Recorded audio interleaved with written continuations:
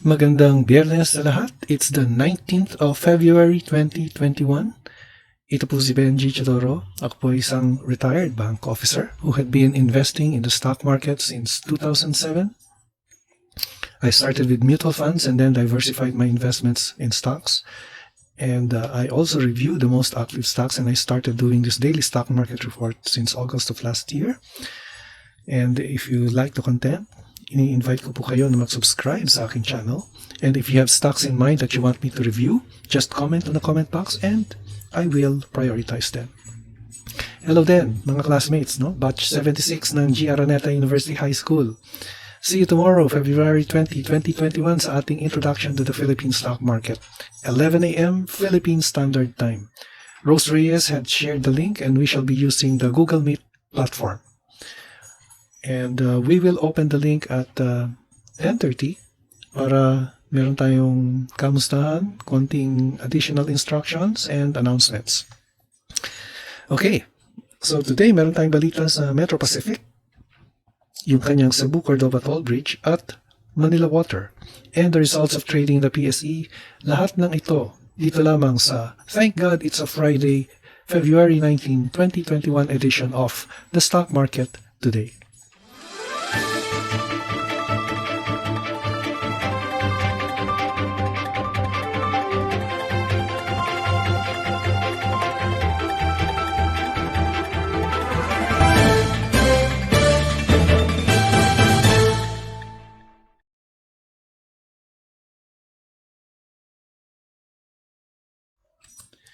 Okay, so let's go to the news from the business world. Cebu-Cordova Toll Bridge seen substantially completed by December. The 30 billion Cebu-Cordova Link Expressway, which is expected to ease the worsening traffic in the Cebu Metro and help stimulate economic growth in the Visayas, is expected to be substantially completed in December, its developer said. CCLEX is expected to be substantially completed in December 2021. The Cebu-Cordova Link Expressway said in a statement posted in its official website. CCLC is a subsidiary of the Metro Pacific Tollway Corp, the tollways arm of Metro Pacific Investments Corporation, or MPI. So let's take a look at the commentary of BDO Nomura. Ang sabi niya, on that news, we have already factored in the CCLEX into our forecast and valuations for MPI, and we expect the project to boost the overall earnings performance in the full year 2022. First semester, the conglomerate currently trades at a wide 53% discount to NAV, or net asset value, which we believe undervalues continued progress for its toll road segment and improved parent leverage position, post-asset sell-downs, and group restructuring. MPI trades at a discount versus the Philippine conglomerate peers at an inexpensive PE, or price-earnings ratio of 8.2 times versus the 13.9 times average. We reiterate a buy. So, ang recommendation ni BDO Nomura is a buy for Metro Pacific. Okay, so let's take a look at the PSEI. By the way, we have a question here from, let's see. We have a question here from Richard Basilio. So sabi niya, good day sir, nice po, ask ko lang po kung maganda pang mag-long term sa APL. Okay, I will be tackling your question later, Richard, as we discuss APL. So thank you for that. In the meantime, before we go to the index, let me share with you another news from MWC. And actually this is from the Manila Standard. Ang sabi niya dito sa kanyang news, kasi suspended ang trading sa MWC. So, ang sabi dito, Manila Water trading still suspended on Razon's acquisition. So, the PSE said businessman Enrique Razon's acquisition of controlling interest in Manila Water is covered by the local board's backdoor listing rules. It said that the trading in Manila Water shares was suspended pending submission of a comprehensive disclosure of the transaction. Manila Water agreed in February 2020 to sell 820 million common shares in the water utility to the Razon Group at 13 per share. So, ang ibig sabihin niyan is kung 13 per share, Manila Water is now trading at 15. No? So kung tingnan natin ang chart nyo, 1598. So na-factor in na kaya to? Yan, ano? So may hinahanap pang mga disclosures from Manila Water. Okay, Manila Water clarified that it has not issued the 820 million shares to Trident Water, and it said that the transaction will be subject to finalization to terms and conditions of the agreement and compliance with the completion of the mandatory tender offer as may be required by the SEC. So, suspended pa rin, and it has suspended. Last trading date niya was February 15. So, 16, 17, 18, and 19, 4 days na siya hindi tumatakbo or hindi nagtitrade. Okay, so now let's go to the PSEI. Okay, the index bounced back. Gained 76.77 points or 1.2%. So it ended at 6926.41. And if we'll take a look at the market activity, 116 companies declined, 98 or 98 advanced, while 41 remained unchanged. So Friday ngayon, usually profit-taking day to, pero hindi siya nag-end in the red. But more companies ended in the red. But as far as the 30 index stocks are concerned, green siya, no? So let's see. Let's scroll down. So the all-share index gained 0.68%, while all the sectors registered in the green. So the gain, no? It was led by the holding companies at 2.4%. And as for the most active stocks, so let's review the following. We will be reviewing, okay, meron na akong listahan dito. Let's take a look at ACEN, PHA, APL, BSC, D2, MBT, VUL, Green, NIKL, and JFC. Mas mababa yata ang volume today, no? So, okay, let's get on to it. So, let's review ACEN. Okay, ACEN ended in the red today, losing 6 points. So, konti lang, no? Very thin ang trading niya, net foreign selling. And still, to my mind, this is still moving sideways, no? Because it is just testing the current resistance level at 8.19. Ngayon, yung current support dyan, let's place it at MA20 at 7.42.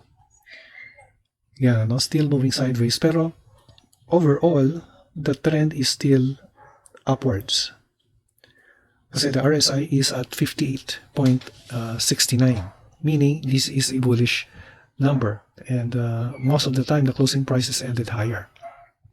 Okay, next, let's take a look at PHA. Okay, PHA recovered. Okay, nag-recover siya. So, nag-bounce siya dun sa EMA20, no? At 2.53 or 2.52, nag-bounce siya. So, that is a support level. Yung area yun. So, it gained 10.27% or 27 points, which is quite significant. Okay, in the meantime, the nearest resistance is at 325. Yun yung nearest resistance, mga 320. Okay, that's the nearest resistance of Premier Horizon.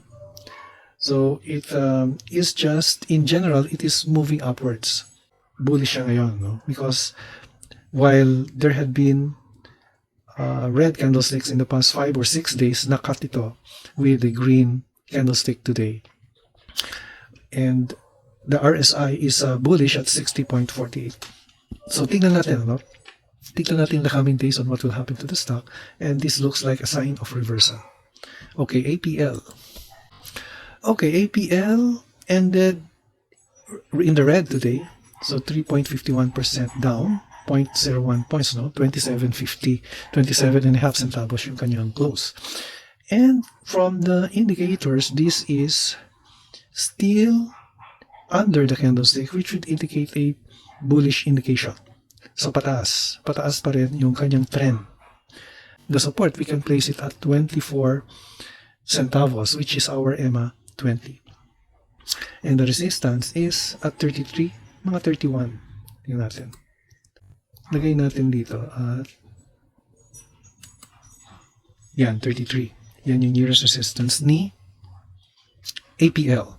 In the meantime, may question dito si Richard Basilio. Ang sabi niya dito, Good day, sir. Nice po. Ask ko lang po kung magandang i-long term si APL. Okay. Actually, Richard, your question is not pertaining to technical analysis. Your question is more of fundamentals, no? Fundamental analysis. Kasi long-term yung tanong mo eh. Long-term holding on the stock. So it is more of a question of the fundamentals rather than the technicals. Now, kasi what I basically review are the technicals of the stock. Pero your question is on the long-term prospects of APL. Now, what comes to mind is either one of two things. One, you don't have a position at APL and you're asking if this is a good buy on the long term. Or two, you have a position in APL pero naipit ka dahil somehow hindi mo nabantayan at hindi ka naka-cut loss. So, baka ganun ang one of the two things ang iyong situation. So I am not an expert in fundamental analysis. On the technicals, I wouldn't say that I'm also an expert, but neither am I also zero in knowledge, So may konting nalalaman din ako dito, pero hindi naman ako zero. Well, in other words, work in progress tayo when it comes to both the fundamentals and the technicals. Now, in my humble view, APL is a speculative stock. And based on the latest disclosures in the PSE, it had a third quarter 2020 loss. So tingnan nga natin kung yung earnings ni APL. Sabi niya dito, 5.96 million negative. It's a loss. So dito pa lang, I don't have the full year, but dito pa lang, hindi na maganda yung kanyang sinasabi. Pero based on that alone, I cannot conclude na masama na yung stock. Pero incomplete ang aking data. So in order to fully analyze the stock, I would need at least 5-year data on APL. But just to give you a clue on what the analysts think on the stock, let's go to an article which I found in Business World. Ito. So tingnan natin itong article na ito. Ito ay dated February 4, I think. Okay. Firm with no revenue is the most traded Philippine stock with 103% gain. Sino kaya yon? That's APL. Abra Mining and Industrial Corp has no revenue and zero analyst coverage. So zero analyst coverage, ibig sabihin ito, yung mga analyst na mga researchers ng brokerage, wala siyang recommendation on the stock or hindi niya kino-cover yung stock na ito. Yet, the loss-making mining company stock has more than doubled in 2021 and is also the most traded name in the Philippines. The penny stock surge showcases the extremes to which the retail mania has reached in the Philippines, home to one of the world's worst-performing equity markets this year. Discouraged by the decline in the nation's benchmark gauge, mom-and-pop investors have been loading up on speculative names in the hope of lucrative returns. Punters favor third-liners like Abra, particularly when the market is consolidating and there is not much catalyst to move the higher market, said Astro Del Castillo, managing director at First Grade Finance. They are like stocks like Abra because it is easier to make money. Little is needed to move it up. So that's a point of view, from an analyst. And sabi pa dito was that some market watchers have attributed the surge in Abra Mining to speculation that a new investor would come in to develop its gold mines. The company has 2 gold mining projects in northern Philippines, one of which began operations in 1970s, according to its website. Okay, many retail investors are buying stocks on stories rather than fundamentals, said Rachel Cruz, an analyst in AP Securities. They don't look at the numbers.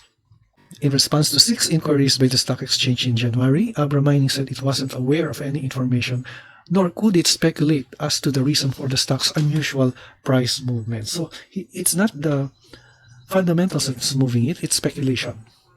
Okay, then let's take a look at another news here. Ito naman more recent, February 8. Investors pick Apollo as units Cagayan offshore mining operations begin. So, ito naman, positive news. Market investors snap up Apollo Global Capital after it firmed up its majority-owned unit's 10,000-ton-day magnetite iron core offshore mining operation in Cagayan this month. So, meron pala siyang fundamentals after all. Shares in Apollo finished the week with 20.3 centavos apiece, 4.3% up. So, there is the commentary here. There was already a lot of positive speculation regarding Apollo mining operations beginning mid-January, which drove its share price to significant high. So once the firm confirmed the news last week, it was more or less ready priced in, as seen from the thin price range Apollo has been trading since last February. Regina Development Corp equity analyst Ana Corinne M. Agravio said in an email. So sabi naman ng isang analyst, Mercantile Securities Corp analyst Jeff Radley, C shared a similar view, saying that the huge mineral reserve as well as ore gave the boost to Apollo's share price. So it was actually the mining that brought it up, ano? Pero if you will look at the financials ni Apollo, at least for the third quarter, loss siya. No, so it's not a very good sign. Nag-uumpisa pa lang yung kanyang offshore mining, no, which is the first in the Philippines. Again, I would say that hindi to kino-cover ng mga brokerages, ano, yung research nila, wala silang stock na wala sa recommendations nila itong APL, no? This is purely speculative. So, kung titingnan din natin yung aking broker, no? Hanapin mo yung stock, no? Yung BDO Nomura. Si BDO Nomura, meron siyang daily stock market picks, no? And among them are some names pero wala dyan ng APL. Meron siyang basket of stocks which they recommend, pero APL is not one of them. In other words, the stock is speculative with possibly weak fundamentals. That is my impression on the stock. I may be wrong, of course, pero it's up to you. If you wanted to invest, you do your due diligence. Now, at this time, if I were you, I wouldn't buy the stock for the long term investment, and I suggest that you talk to your broker on what they think of the stock. Okay? So kasi I may be wrong. Of course, I may be wrong, ano?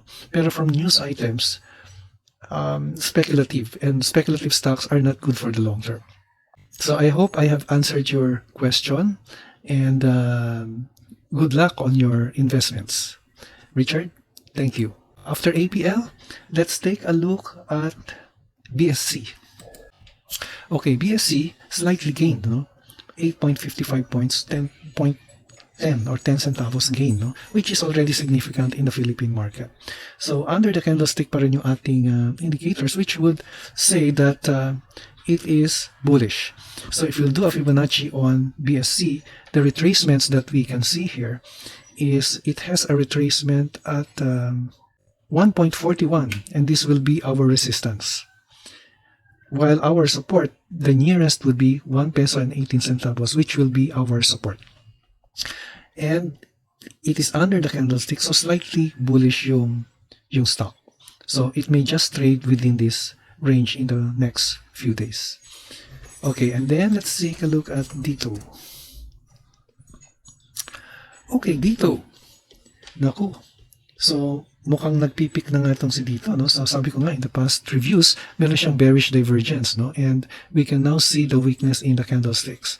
So, it had been moving horizontally or sideways for the past 3 or 4 days. And that is what seems to be a tapering off on the price. Pero, yung RSI natin is still high, no? 58.6, indicating a bullish trend, no? Pero may bearish divergence. So, ingat lang tayo dito kay Dito. In the meantime, ang ating support level, lagay natin sa EMA 20. No? 15.38 is the nearest support of Dito. Then, MBT. Okay, MBT ended with a lower red candlestick. Yesterday, it ended with a shooting star. Now, it's a bearish candlestick. Pero, above our indicators pa rin. So, mukhang naging struggle itong chart ni MBT. Because 2 successive red candlestick should indicate a bearish movement on the stock. Pero nasa taas pa rin siya nung ating mga indicators. So, anytime soon, there might be this is already what we can say a change in direction on the stock if it continues its downward price movement in the coming days. Okay? So, ang resistance or ang nearest support niya ay ilagay natin ulit sa EMA 20 at 48.52. Next is VUL. Uy, solid red candlestick. So, whatever it gained in the surge last February 11, so meron siyang breakout breakdown naman ngayon, the opposite of a breakout. Apparently, this candlestick here was a sign of reversal and the prices keeps on going down. So, tingnan natin if we do a Fibonacci on VUL. Okay, it is now sitting at a retracement level at 2.89. So, malapit siya sa retracement level. And the next retracement level or the next support would be at 2.48.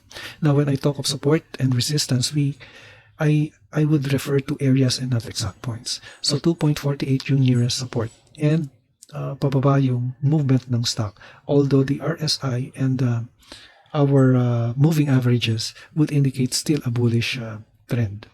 So abangan natin sa mga susunod na days, no, kung ano mangyayari sa stock. But in the meantime, yan ang aking take on the stock.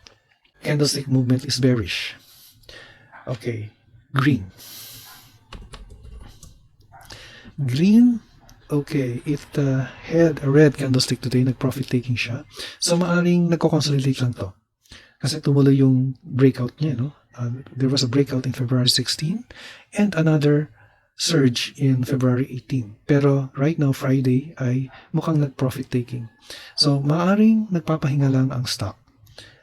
And mataas yung RSI, no? RSI is now at 72 to 73, indicating an overbought level.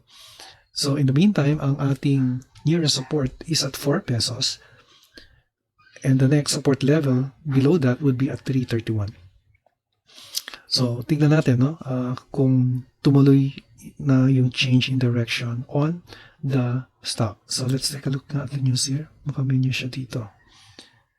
Wait lang, naglo-load. Okay, let's take a look at the news here. Hindi ko makita yung news. Refer to attachment eh. So wala, hindi ko makita. Okay, next, after green, nickel. Okay, nickel. Uy, short candlestick pero mataas. Mataas ang kanyang movement. Meron siyang gap up. So, tingnan natin what's driving the price. Baka it's nickel prices, no? Pero wala akong ganong news. So, volume was up. There's net foreign buying.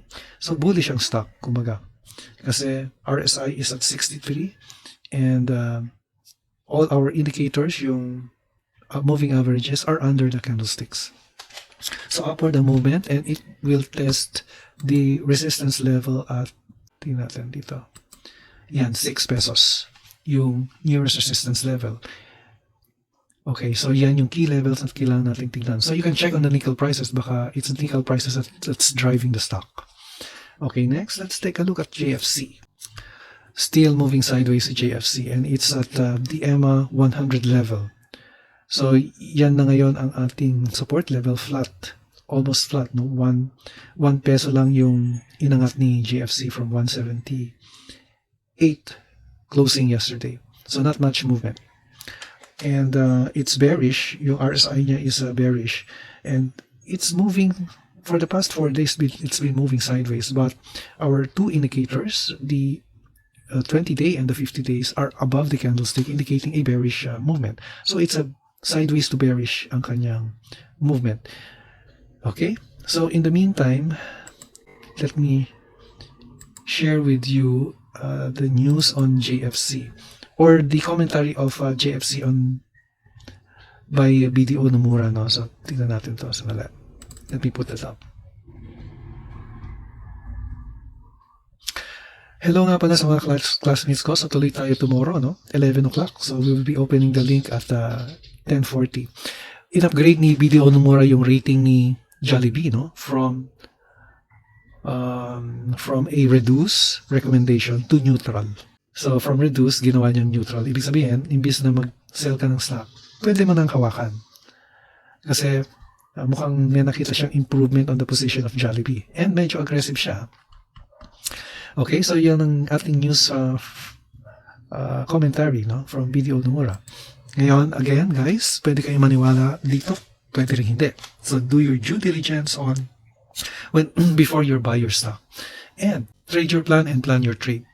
Yan po ang ating stock market report today. Thank God, it's a Friday. Ito po si Benji Chadoro, nagpapaalala sa batch 76. Tomorrow, ang aking talk on the stock market basics, 11 a.m. Philippine Standard Time. An investment in knowledge pays the best interest. See you again on Monday. Happy weekend at maraming salamat sa inyong pagsubaybay.